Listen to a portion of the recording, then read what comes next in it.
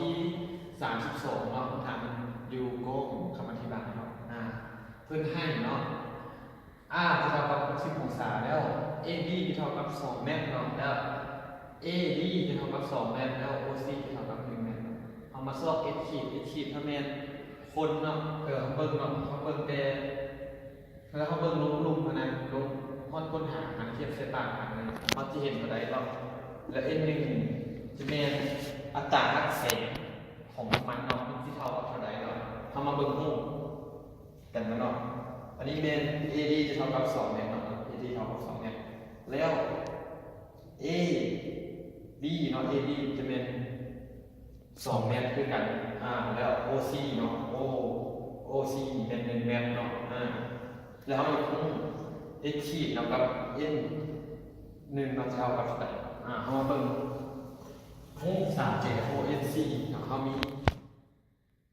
ตั้ง60จะเท่ากับ OC ส่วนให้ ON เนาะจะเท่ากับเขาจะพูด ON เนาะขอโทษเนาะจะเท่ากับ ON จะเท่ากับ OC ส่วนให้ตั้ง60องศาจะเท่ากับ1ส่วน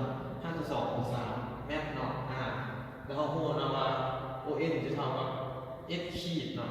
S ขีดจะเท่ากับ1ส่วน52องศาแมทเนาะเขาพูดเลยเนาะว่าคนเบิ่งแมนในถังเราลงไปเนาะจะเทียบไซปลาเนาะจะเท่ากับ1ส่วน52องศาแมทเนาะแล้วมาซอก N1 จะเท่ากับเท่าไรเนาะจากสูตรซิน I